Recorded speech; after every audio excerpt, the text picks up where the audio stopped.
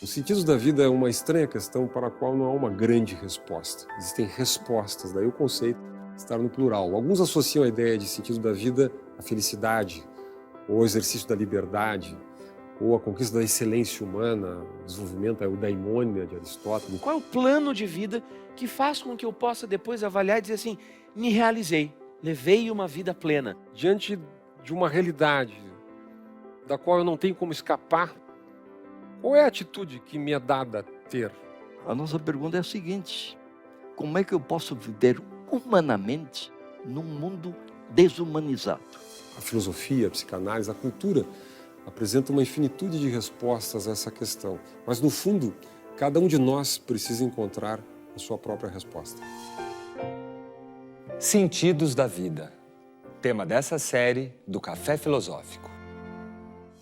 Como devemos viver? Qual o maior bem que buscamos? Desde a antiguidade, essas perguntas se fizeram presentes nas reflexões da filosofia e da literatura. Mas se elas continuam a nos inquietar, é porque não há uma resposta? Ou será que as respostas encontradas em outros tempos não servem mais para os nossos dias? De que forma os primeiros filósofos que se debruçaram sobre essas questões existenciais podem nos dar pistas de onde encontrar e como alcançar a nossa realização? Haveria relação entre sabedoria e felicidade? Como exatamente esta pergunta, como devemos viver, entrou para essa disciplina, essa área do conhecimento que a gente chama de filosofia? Quando a gente pensa lá no mundo antigo, lá no mundo grego, nós vamos perceber que antes de uma figura que é divisora de águas ali na história da filosofia, esta pergunta não ocorria. Quando as primeiras formulações dos filósofos começaram a circular no mundo grego, quando tratados filosóficos começaram a mais ou menos tomar forma, tomar corpo, desde um texto que a gente chama de o Poema de Parmênides para frente, a gente vai ver que, na verdade, esta pergunta específica sobre a vida e os valores humanos não estava no centro das preocupações dos gregos. Os filósofos, quando iniciaram, nós chamamos esses filósofos, esses pensadores de pré-socráticos. Anteriores, portanto, a este sujeito que é central para a nossa conversa, Sócrates. Na verdade, esses autores, esses pensadores, eles não estavam se preocupando com o que é o bem para os seres humanos, o que é a vida feliz, qual é a boa vida. Eles estavam investigando outras coisas. A natureza, como explicar o mundo, como é que eu explico a totalidade das coisas, como é que eu encontro justificativas para explicar o universo. A ideia de que a nossa vida deve ser pautada por certos valores, de que deve ter um certo tipo de forma de vida, um certo estilo de viver a vida, um meio de viver a vida que é mais apreciado do que outros, uma certa forma de vida que as pessoas de uma certa comunidade pensam, esta é a boa vida, isto significa ser um bom ser humano, sempre nos acompanhou. E no mundo grego nós vamos encontrar isso nos seus primeiros momentos, não com os filósofos, mas com a literatura. Se a gente for olhar os grandes exemplos dos personagens heróicos que aparecem nas epopeias, como nos textos de Homero, na Odisseia e na Ilíada, nós vamos ver como aqueles heróis aparecem primeiramente como figuras valorosas. E nós vamos tentar ver, quando estamos lendo esses textos, que valores eles representam.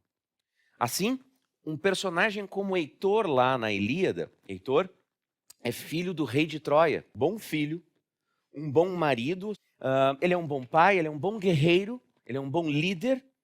E nós sabemos, aqueles que conhecem a Ilíada, essa história que conta os anos finais da guerra e a fúria de Aquiles e o conflito todo que se desenvolve bem no finalzinho lá, que Heitor tem um destino trágico, um destino terrível. Ele terá que enfrentar Aquiles num certo momento da batalha. Mas ele o faz de maneira honrada, ele o faz com coragem, ele o faz com altivez, cumprindo com os seus deveres.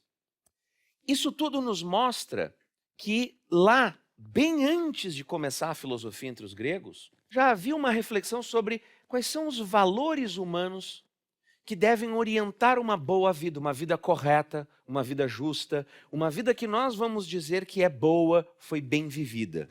Nós temos neste conjunto de histórias associadas à literatura grega vários personagens que são exemplares, no sentido de que a sua vida é um exemplo de uma certa condição que serve para todos nós refletirmos sobre a existência humana. Pense na condição da esposa de Heitor, Andrômaca, que tem que encontrar o seu lugar de mulher naquela sociedade. Imaginem, nós estamos falando de um período de 1200 anos antes de Cristo. Então é óbvio que o lugar da Andrômaca é um lugar de fala muito específico. Ela não tem a liberdade de ação como personagem feminina que a gente imagina, mas ela tem a condição de se expressar como mulher e mãe e implorar pela vida do marido que não vá para a batalha, mostrando daquele momento a tensão entre uma ética doméstica, os valores domésticos da família, da preservação individual, por oposição a Heitor, que representa aqueles valores guerreiros, heróicos. E assim, por todos os poemas de Homero, nós vamos encontrar isso. A reflexão sobre como o destino se impõe sobre nós, independente de nossa vontade, mas como nós temos que estar à altura dos desafios que se apresentam. Isso aparece para aqueles grandes personagens. E ao longo de muito tempo na história grega, estes textos, este estilo de texto, o texto da literatura dos grandes poetas, dos poetas trágicos, que já são lá do século V, portanto, contemporâneos em certa medida de Sócrates, estes textos é que traziam os principais ensinamentos morais. E se algum de nós estivesse vivendo na Grécia, vamos supor, lá dos anos de 450, 430, 420 a.C., que é o período desse apogeu de Atenas, em que Eurípides está escrevendo, Sófocles estava escrevendo. Imagina essa época em que todos esses nomes tão brilhantes da história da cultura ocidental estavam reunidos numa única cidade, na mesma cidade, em Atenas, e estão todos produzindo. E a tragédia grega de Sófocles, de Eurípides, de Ésquilo antes deles, trazia esses personagens que exemplificavam essa condição humana e, portanto, eram uma das principais fontes para um homem grego da época discutir valores e formas de vida e o que a gente deve valorizar. Mas como acontece conosco até hoje, mesmo na nossa sociedade completamente diferente, extraordinariamente tecnológica, veloz, modificada, muito do que nós chamamos de valores de vida, valores morais, modo de viver a vida e considerações sobre que tipo de ser humano nós temos que ser, que tipo de indivíduo nós temos que ser, nós herdamos de maneira quase que inconsciente. Nós recebemos uma educação que vem de família, vem de sociedade, o meio em que a gente vive, vem da escola, da educação formal que a gente recebe. Portanto, não era muito diferente, neste sentido, pensar no homem grego, que recebia uma certa educação tradicional quanto aos valores e a sua visão de sociedade e de homem. Qual é o papel do ser humano, o que ele deve fazer, o que significa levar uma vida bem realizada. E um ateniense lá no século V a.C., um ateniense vivendo esse período, ele seguramente se depararia com algumas coisas como não mais aquela ética guerreira do Heitor que eu descrevi para vocês, ou dos outros personagens da Ilíada e da Odisseia, mas uma ética de triunfo naquela sociedade em que ele vive, a sociedade ateniense. O que se esperava desse indivíduo? O que se esperava como um modelo de vida bem-sucedida? Quando você olhava para o século lá, de Sócrates, você vai encontrar as pessoas dizendo o que significa ser bem-sucedido. De acordo com aquela sociedade, havia uma certa, digamos assim, indução. As pessoas eram mais ou menos induzidas, naquelas classes, obviamente, que podiam se dar o luxo disso, né? Os cidadãos atenienses, a levar a vida bem-sucedida de um ateniense da época. Isto é, ser uma pessoa com destaque na vida pública, falar bem na assembleia, ter um destaque político, cumprir bem suas funções como cidadão ateniense. Agora façam comigo a seguinte comparação. No caso da ética guerreira que eu descrevi brevemente lá do mundo grego, do mundo antigo, o êxito, o sucesso depende de coisas que são a sua demonstração de valores no campo de batalha, a sua atitude para com o inimigo, o preso, né, da guerra e tudo mais. No caso da Atenas, da época de Sócrates, boa parte desse sucesso também é uma coisa exterior, né? O sucesso é triunfar na política, ter fama, a honra, ter uma certa boa reputação, desfrutar de posses, né, de boas riquezas. E, neste sentido, seguir os valores tradicionais, os valores convencionais, passados mais ou menos de geração para geração. Mas isso é, de novo, uma coisa externa. É algo que não nos permite olhar para a pessoa que está realizando essas ações e dizer: deixa eu entender qual é o caráter dessa pessoa, quem ela realmente é. E é nesse sentido que eu disse para vocês que a pergunta fundamental que a gente está querendo fazer hoje, como devemos viver, só ganhou um sentido filosófico com a chegada de Sócrates na arena filosófica de Atenas no século V. Todos nós conhecemos essa imagem de Sócrates, né? Na ágora, discutindo com as pessoas, conversando filosoficamente com as pessoas. Essa figura de Sócrates causa uma certa revolução moral aqui, se vocês me permitirem usar essa expressão. Por quê? Porque justamente o movimento que Sócrates vai fazer ao começar a investigar essa ideia de como nós devemos viver a nossa vida é um movimento de interiorização das questões morais que são relevantes. Portanto, eu não passo mais a considerar o que é relevante do ponto de vista moral como algo que é simplesmente herdado pelo tempo, pela tradição, pelas instituições, nem como algo que é realizado de maneira exterior, ou seja, apenas realizar uma ação, uma performance. Né? Me sair bem na guerra, me sair bem na política, me sair bem nos negócios, digamos assim. Ou cumpro com as minhas obrigações familiares, faço as minhas oferendas aos deuses, com o perdão do meu mau teatro aqui, né? Não pode mais ser só isso. Sócrates vai introduzir gradativamente um conjunto de interrogações sobre aquilo que a gente chama de as virtudes. Tá? Certas características que nós exibimos, características que são nossas como indivíduo, não são externas, não são herdadas, e que nós exibimos quando agimos. Por exemplo, a da própria coragem, que às vezes é necessária no campo de batalha, mas às vezes é necessária fora do campo de batalha. Para dizer a verdade, para honrar certos compromissos, para enfrentar certas dificuldades.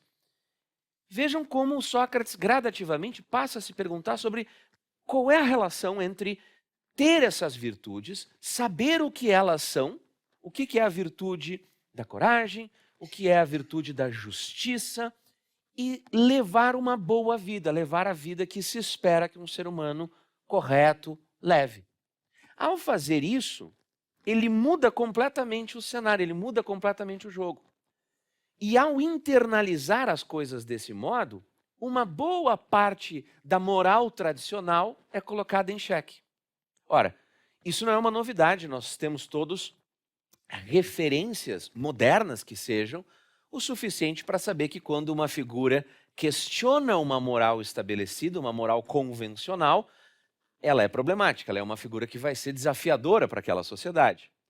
E aquela sociedade, aquela Atenas da democracia, o que acontece com Sócrates? Ele é condenado à morte precisamente por ter feito essas três coisas, segundo os seus acusadores. Né? Ele tinha doutrinado os jovens, né? Ele não respeitava os deuses, ele desrespeitava os deuses e estava introduzindo novas divindades, as suas concepções de vida espiritual e vida intelectual, e, portanto, ele é julgado. Ofereceram a ele, indiretamente, a ideia de que ele talvez pudesse, quem sabe, aceitar ir para outro lugar, uma espécie de exílio. Você podia sair de Atenas e não mais praticar a filosofia, não mais ficar incomodando as pessoas com perguntas inquietantes, perturbadoras. Né? E aí Sócrates responde: alguém poderia então dizer... Alguém poderia então talvez dizer: mas não nos diga, Sócrates, que você não vai conseguir viver fora calado e conduzindo-se sossegadamente? Essa aqui é, de todas as coisas, a mais difícil de fazer alguns de vocês entenderem. Pois se eu disser, por um lado, que isso é desobedecer ao Deus e que por isso é impossível conduzir-me sossegadamente, vocês não vão me dar ouvidos, porque eu estaria sendo irônico. E se eu disser por outro que acontece também de ser esse o maior bem para o homem, fazer discursos todos os dias sobre a virtude e as demais coisas sobre as quais vocês me ouvem dialogar, inspecionando a mim mesmo e aos outros, e que a vida sem inspeção não vale a pena ser vivida pelo homem. Aí é que vocês, enquanto eu falo, vão me dar menos ouvidos ainda. Quando Sócrates introduz isso, o maior bem para o homem é o supremo bem, que no vocabulário da filosofia grega está sendo gradativamente identificada com o quê? A felicidade. Esta é a grande tese filosófica da tradição grega, é identificar a seguinte noção: o que é levar uma vida humana perfeita é buscar realizar o maior bem para os seres humanos, e nisto consiste a felicidade.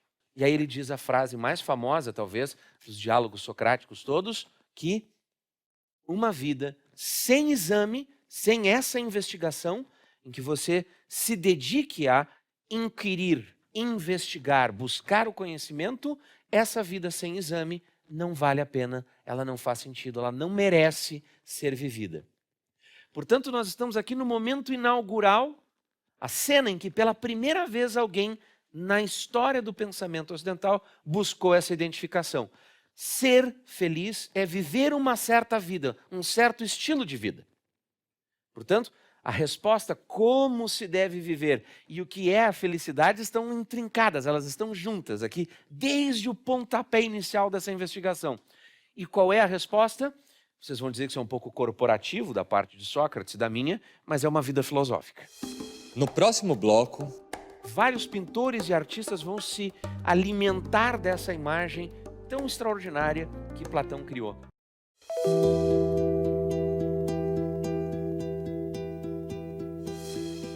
A vida sem inspeção não vale a pena ser vivida pelo homem. Ao dar essa resposta, aqueles que o condenaram, Sócrates nos aponta o sentido da vida para ele. Fazer discursos todos os dias sobre a virtude e as demais coisas importantes, inspecionando a mim e aos outros. Viver uma vida para reflexão, para o conhecimento. com essa prática, Sócrates despertava naqueles que o seguiam o interesse para o exercício do autoconhecimento. Esta lição de Sócrates é extremamente importante por ligar não apenas o bem humano a um certo modo de viver a vida, como você deve viver a vida, e essas duas coisas com a noção de felicidade, mas, sobretudo, por introduzir a ideia de que é num certo tipo de vida dedicada ao conhecimento, à investigação, ao saber que está a felicidade humana. Ora, todos nós poderíamos fazer agora, sem nenhuma ironia e sem nenhuma provocação, poderíamos fazer a sério provocações antissocráticas, como não, a sabedoria, na verdade, não traz felicidade, pelo contrário, ela nos perturba, ela nos retira de um centro estável, ela nos tira do, como diria um coach, da nossa zona de conforto. Bons filósofos contemporâneos, e até já do século XIX para frente, dizem coisas nesse sentido, mostrando que o conhecimento, por vezes, pode ser muito perturbador. Mas para Sócrates, vejam como havia uma aposta otimista na ideia de que o saber era realizar aquilo que mais plenamente eu tenho de humano em mim. Ao terminar o julgamento, suas últimas palavras são: agora partimos, vocês para a vida, eu para a morte. Quem de nós vai para uma situação melhor, só o Deus sabe. Veja, já em Sócrates, então, já no texto platônico, nós temos uma espécie de vislumbre, assim, uma primeira imagem dessa noção que nos acompanha depois por 2 milênios, de que a nossa vida interior, isso que nós, os gregos, chamavam de a psiché, a alma, é aquilo que de mais verdadeiro há em nós. Nós somos efetivamente a nossa alma, a nossa subjetividade, a nossa consciência, o nosso pensamento. Quando a gente pensa em Platão, a gente tem que levar a sério a ideia de que aquela imagem que ele nos transmite num dos seus diálogos mais belos também, o Banquete, em que nós temos uma grande cena de um jantar, né, o encontro típico do mundo grego ateniense com o poeta, com o político, o filósofo, com o próprio Sócrates, obviamente, e começa uma discussão sobre o amor. a figura do amor. Né? Cada personagem desse banquete fará um discurso para dizer o que é o amor e tal, até que Sócrates, quando assume a palavra, vai contar um relato de uma situação em que supostamente uma personagem conversou com ele, Diotima, que vai se tornar uma personagem muito recorrente nos diálogos socráticos e na figura de Sócrates especialmente. O relato consiste basicamente em dizer que o amor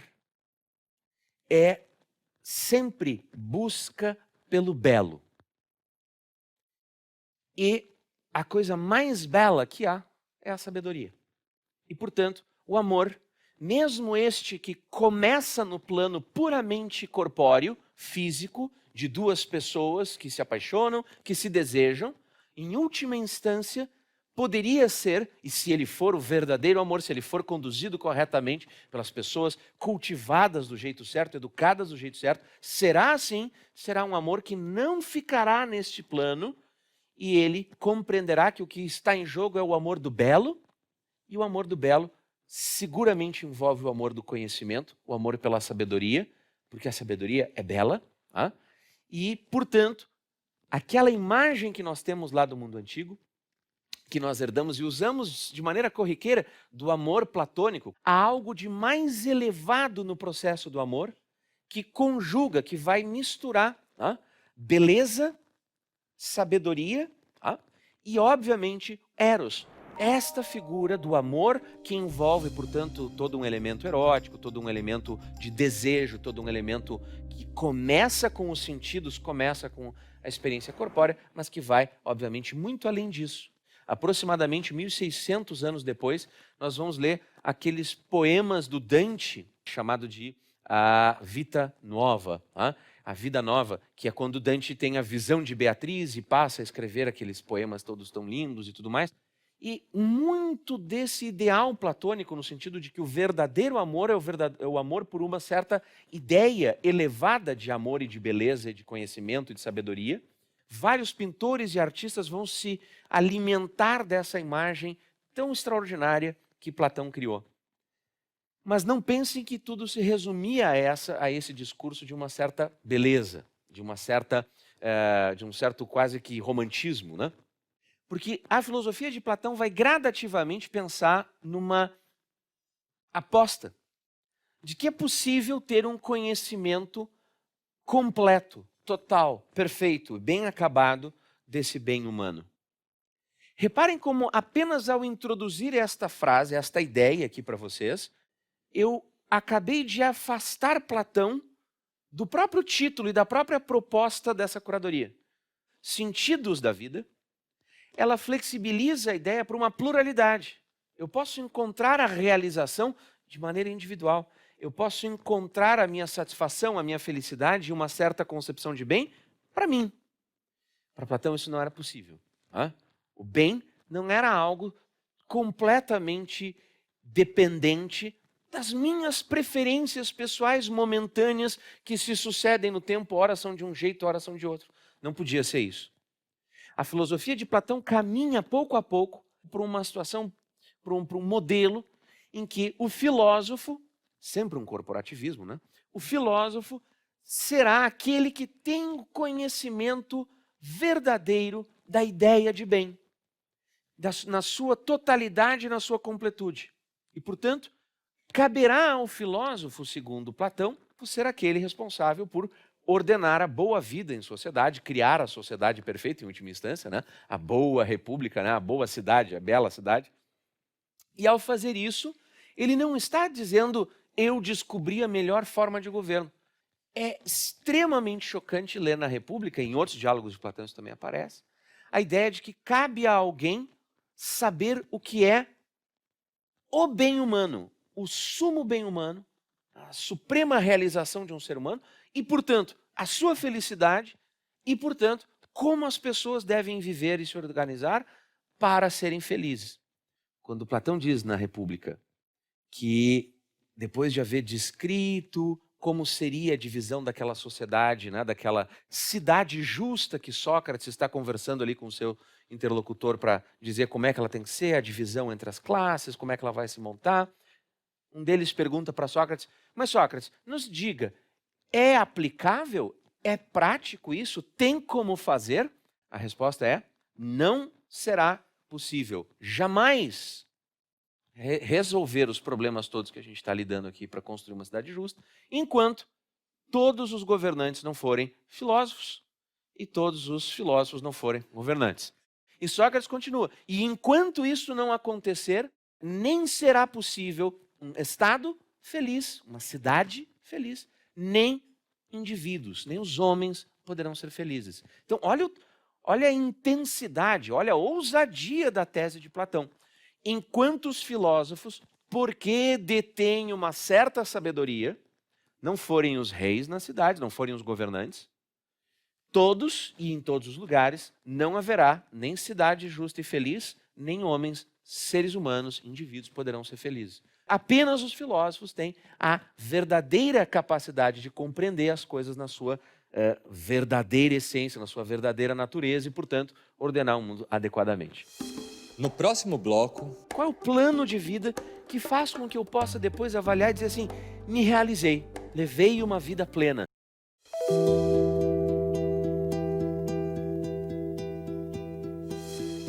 O pensamento de Sócrates, primeiro grande mestre da filosofia a indagar acerca dos costumes e valores da existência humana, com o famoso lema "Conhece-te a ti mesmo", está nos diálogos do seu discípulo Platão, que, por sua vez, foi mestre de Aristóteles.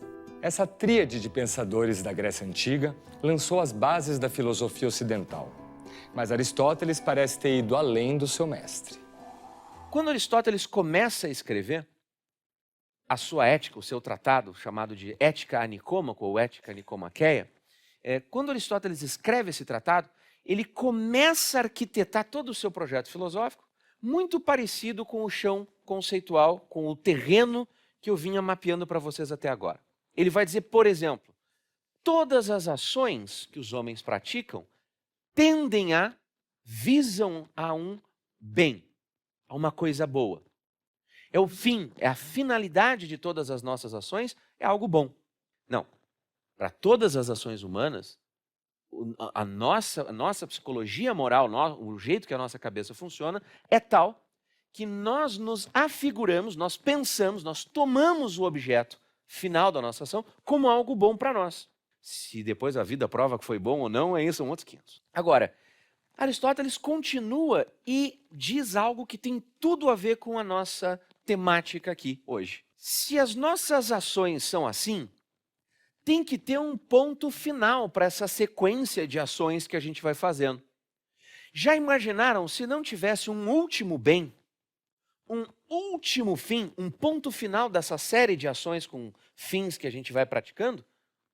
Seria como, pensa Aristóteles, e ele chega a escrever isso, seria como dizer que os nossos desejos e as nossas ações são sem sentido, são vãs. Tá? Por quê? Porque nós faríamos sucessivamente ações, praticaríamos certas ações, mas nós não teríamos um ponto final que daria sentido a tudo o que nós fazemos. Tem que ter alguma coisa que, olha a expressão que eu vou usar, monte o nosso plano de vida. É como, assim, qual é o plano de vida que faz com que eu possa depois avaliar e dizer assim, me realizei, levei uma vida plena, isto era o que eu esperava para mim. Mas a nossa experiência moderna, a nossa experiência de agentes contemporâneos, de seres humanos morais que agem hoje, modernamente, é totalmente diferente. A hipótese de que exista um único bem a unificar toda a experiência humana, para nós parece uma coisa dogmática, autoritária. Porque nós somos herdeiros desta lição que eu considero particularmente bela. Os valores são plurais, são múltiplos. Existem muitas variedades de bens humanos, nem sempre todos eles serão compatíveis, e a nossa vida não consiste em buscar realizar aquele que é o sumo bem, o bem supremo, maior e total, que representa a melhor organização dos fins humanos. Porque sabe-se lá que bem será esse? Quem disse que é possível que um ser humano, uma filosofia, uma doutrina, uma teoria, será capaz de nos dizer isso? Só que esta lição, este pluralismo de valores, esta variedade dos valores humanos, é algo que somente nós fomos aprender com o século XX. Especialmente um pensador, Isaiah Berlin. Ele foi um dos principais articuladores no século XX dessa imagem. Olha, a vida, na verdade, é composta por múltiplos valores e nem na vida pessoal, nem na vida política, nem na ética, né, individual, nem na política, o coletivo, a vida em conjunto, é possível dizer que uma pessoa ou um grupo de pessoas ou uma doutrina, uma teoria, é capaz de determinar o que é o bem, não um bem, mas o bem para todos igualmente. Só que isso demorou muito tempo. É importante frisar que essa ideia de Aristóteles de que tem que haver uma coesão e um ponto de chegada, um ponto final, não é pensado numa chave autoritária, ele está interessado em outras coisas. Ele vai nos dizer, ainda bem no início da sua ética, o que é esta uma coisa. Ora, para todas as ações que um ser humano pratica, independente do que eles entendam por isso, todos vão nos dar a mesma resposta sobre o que é esse último bem. Este bem que nós buscamos, este fim para as nossas ações que nós buscamos e que nós queremos por ele mesmo e nunca por nenhuma outra coisa depois dele. Alguém daria uma palavra para isso? Felicidade, evidente. Que os gregos chamavam de eudaimonia, a palavrinha grega lá para isso. A felicidade. Aristóteles é o primeiro a dizer, no mesmo parágrafo, na sequência da mesma frase, é claro, as pessoas têm desentendimentos quanto ao que é a felicidade. Mas ninguém, em sã consciência, ninguém minimamente racional, vai dizer que busca como projeto de vida o contrário da felicidade ou alguma coisa oposta ou distinta da felicidade. Aí Aristóteles vai avaliar os famosos candidatos. Quem são os candidatos a nos oferecerem uma vida feliz? Aí vai ter o dinheiro.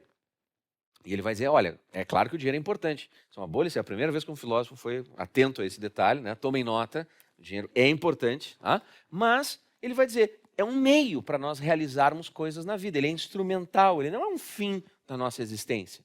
Ele vai dizer, bom, os prazeres. Bom, os prazeres, é óbvio que a vida tem que ter prazer, mas os prazeres são algo estritamente conectado com a experiência do corpo, né? Dos sentidos. E nós não somos apenas seres corpóreos, nós temos mais em nós do que isso. Bom, mas então é a honra, a fama? Ele vai dizer, puxa, mas isso não depende de nós. Muda o público, pode mudar, né? Muda a sociedade em que eu vivo, muda os humores da cidade em que eu sou lá um político bem prestigiado, e de repente eu caio em desgraça e não tenho mais a honra e a fama. Então Aristóteles está procurando algo mais fixo e mais próprio dos indivíduos para responder, afinal de contas, o que é a felicidade? A felicidade é uma atividade da alma virtuosa e conforme a razão. Quando ele formula isso, ele gradativamente vai passar, então, a explicar o que ele entende por essa atividade, como é que se dá essa vida, como é que funciona isso. E o livro é incrível. Não tem a beleza literária dos diálogos de Platão, mas é poderosíssimo. Por que eu disse, desde o início, que tinha algo de contemporâneo nele? Já que a presente investigação não visa, como as outras, ao conhecimento teórico, não estamos investigando apenas para conhecer o que é a virtude moral, e sim para nos tornarmos bons, pois se não fosse assim, nossa investigação viria a ser inútil. Cumpre-nos examinar a natureza das ações e como devemos praticá-las. Aristóteles está dizendo, este não é um tratado para você conhecer algo no plano teórico. A ética não é uma disciplina para você obter um conhecimento teórico que depois você recebe uma prova por escrito, dá as respostas, tira 10 na disciplina de ética e diz, pronto, eu já sou um sujeito ético, levo a boa vida humana. Não é assim.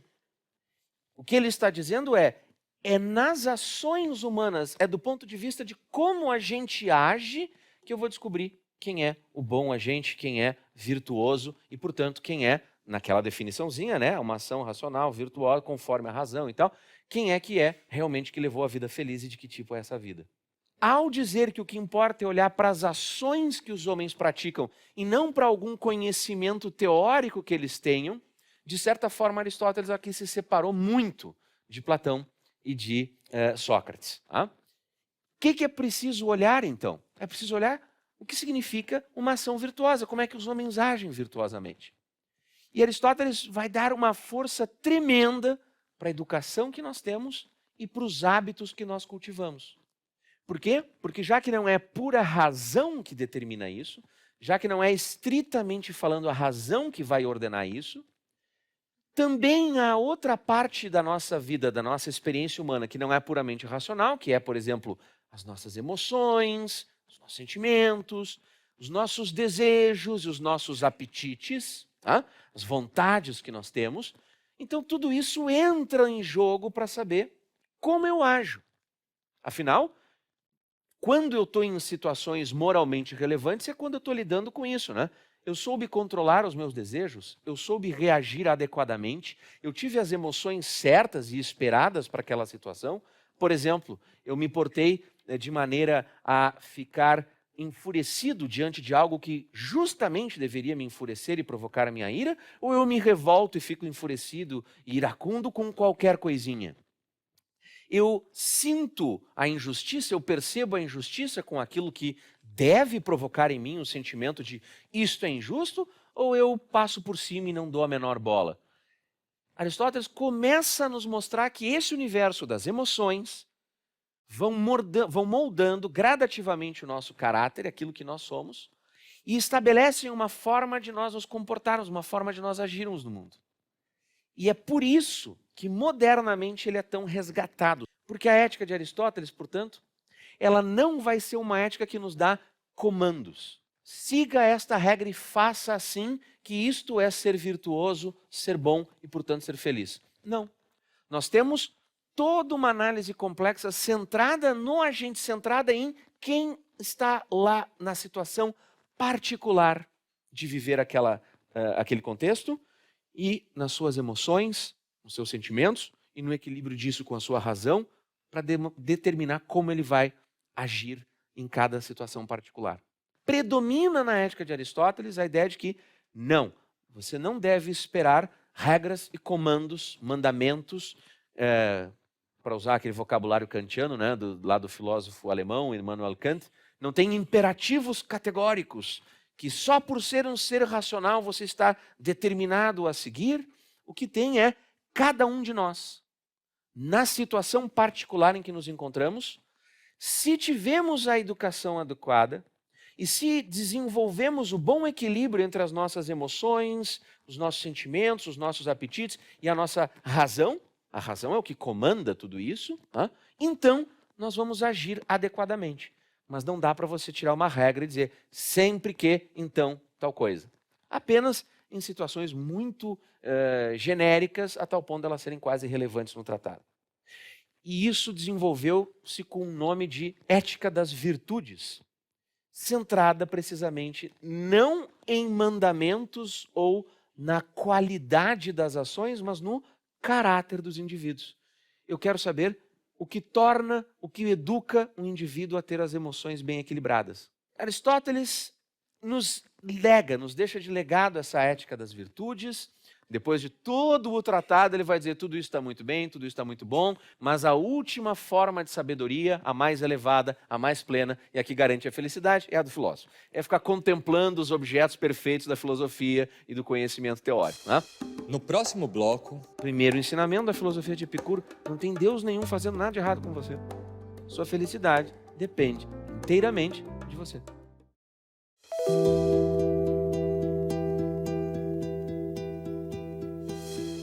A filosofia grega nos deixou de herança uma pergunta que até hoje está presente nas nossas inquietações mais atuais: como devemos viver?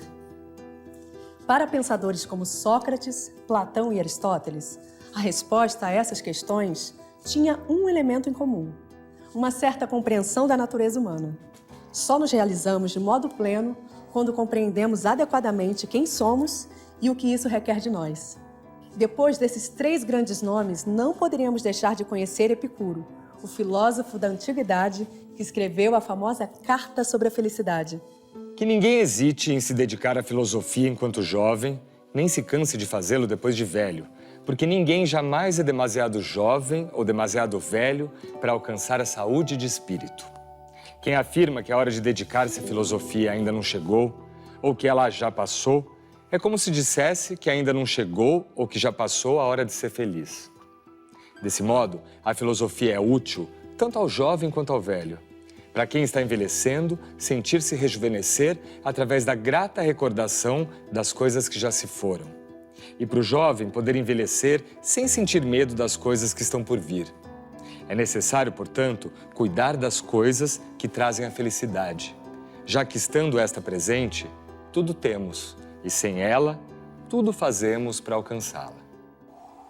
É óbvio que nós queremos saúde do espírito, é óbvio que nós queremos essa serenidade, é óbvio que nós queremos nos pensar, ou pelo menos cogitar essa hipótese de termos alguma sabedoria de vida, mas não está claro nesse início, nessa abertura, afinal de contas, por que a filosofia fornece isso? A filosofia fornece isso porque o tipo de conhecimento, especialmente dos discípulos de Epicuro, seria aquele que nos ensinaria a não temer deuses que nos façam coisas ruins. Sabem essa imagem que até hoje a gente tem, quando alguma coisa dá errada, a gente reclama, mas o que eu fiz? Né? Será o que eu fiz para merecer isso? E aí bota a culpa na religião lá. O mundo dos deuses está conspirando contra nós quando as coisas dão erradas. Ou então assim, a ideia de que nós estamos pagando pecados. Se você não fez as oferendas, se você não se portou bem, ou simplesmente se caiu vítima da maldade, da sacanagem lá dos deuses, as coisas dão errado para vocês. Olha, primeiro ensinamento da filosofia de Epicuro, não tem Deus nenhum fazendo nada de errado com você. Sua felicidade depende inteiramente de você. Não só não existem esses deuses, como mais do que isso, tendo consciência de que tudo depende de nós podemos gradativamente nos aquietar, nós podemos ficar um pouco mais tranquilos com as coisas e saber, bom, mas então, se tudo depende de mim, eu não vou me frustrar se eu não tiver as expectativas erradas. Então, basta eu saber que o que tiver que acontecer, vai acontecer, e eu não tenho por que olhar para isso negativamente. Só que tudo isso joga Epicuro, nesta carta, para um terreno próximo de uma outra filosofia chamada de estoicismo.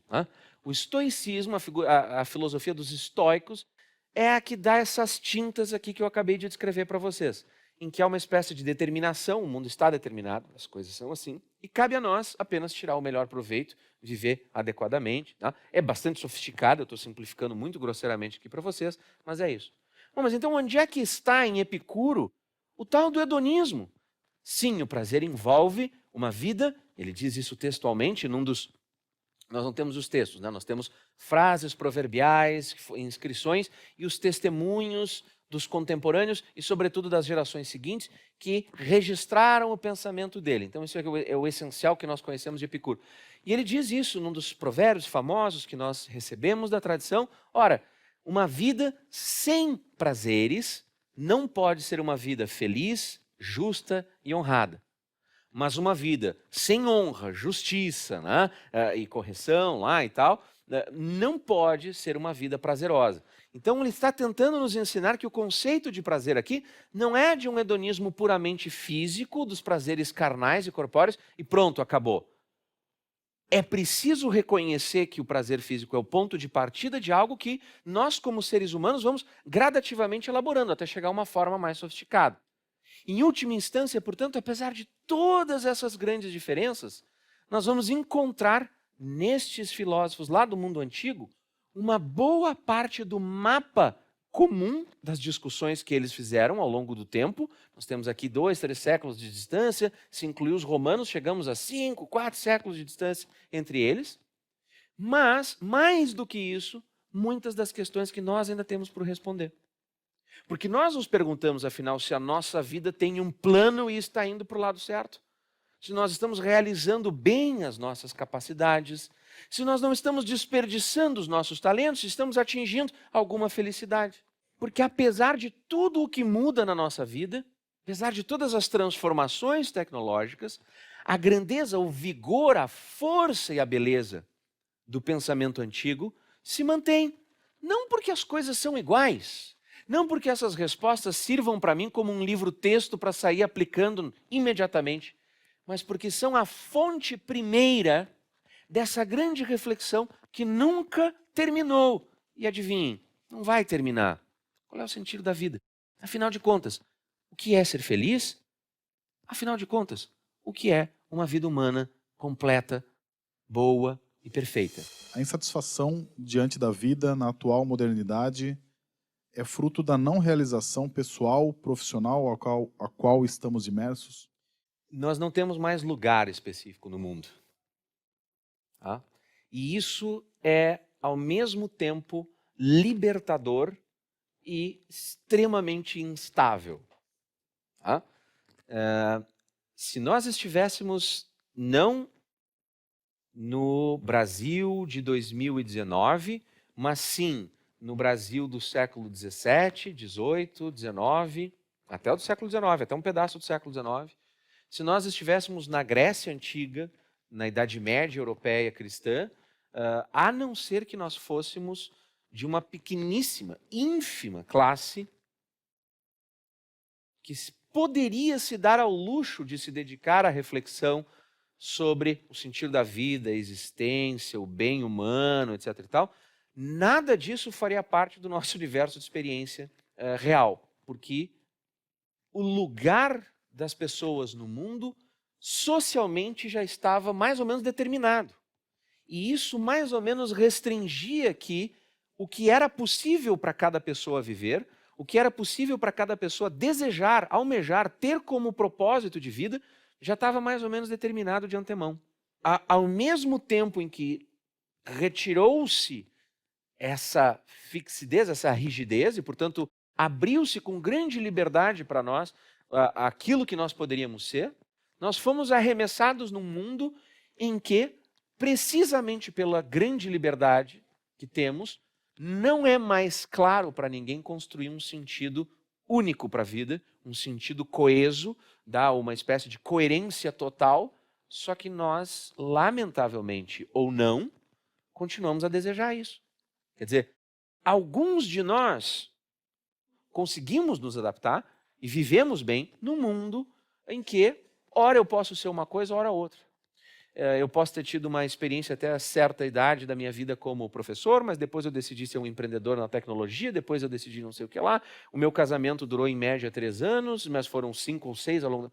Vocês já viram falar disso? Já ouviram falar disso? É a vida real para a maior parte das pessoas do mundo urbano, moderno, cosmopolita e integrado. Não é para outros imensos rincões do mundo. Imagina alguém no século XII, né? Um servo da gleba no século VIII, dizendo assim, vou me reinventar. Não faz nenhum sentido, você entende? Então, isso gera para nós um conjunto de possibilidades que está ali, ofertado permanentemente. Só que essa liberdade pode ser um ônus, ela pode ser um peso sobre nós. Porque antes eu tinha a determinação de qual era o sentido da minha vida, o que eu tinha que fazer, que etapas eu tinha que cumprir, onde é que eu tinha que chegar, socialmente e existencialmente. Agora que eu sou dono de mim, eu meço as minhas limitações exclusivamente comigo. Os meus fracassos são exclusivamente meus. E as oportunidades que estão ali, tomadas ou não tomadas, eu segui ou não segui por um caminho, e essas responsabilidades são minhas. E isso pode ser paralisante. As gerações mais jovens são particularmente mais afetadas por uma ansiedade de realização. Afinal de contas, o que eu sou, o que eu vou fazer, como é que eu vou fazer, pressões que se traduzem, seja sob a forma de ocupar o tempo das crianças desde o início da escola, com tudo o que possa se imaginar, até um projeto de vida que, bom, afinal de contas eu tenho que ter a melhor performance, e no trabalho eu tenho que ter a melhor performance, e, bom, mas é isso que dá sentido à minha vida? Porque não importa quão livre a gente seja, quão ansioso ou quão bem adaptado, nós seguimos desejosos, nós queremos sentido para a existência. Nós não queremos mais que alguém nos diga qual é o sentido, de fora. Não quero que alguém venha para mim e diga que vou explicar a vocês o sentido da vida. Não me tente ensinar um sentido da vida. Não me tente ensinar uma forma de ser feliz. Mostre-me como os homens vivem, como os seres humanos vivem, como os homens e mulheres enfrentam seus grandes conflitos, e isso vai fazer com que eu possa refletir sobre qual é o sentido da vida para mim e sobre qual é a felicidade que eu busco, que eu persigo e que eu posso eventualmente conquistar. Mais reflexões no site e Facebook do Instituto CPFL e no canal do Café Filosófico no YouTube. O espírito da frase de Macbeth é anti-socrática, anti-platônica, anti-aristotélica, anti-grega clássica. Ela não é clássica, ela é moderna por excelência. E E por isso Shakespeare nos fala de maneira tão cara ao coração e, sobretudo, aos nossos medos e anseios, né? Nós os vemos representados nos seus personagens sempre perturbados, sempre angustiados, sempre levando uma existência conflituosa, rica, variada, como é a vida moderna.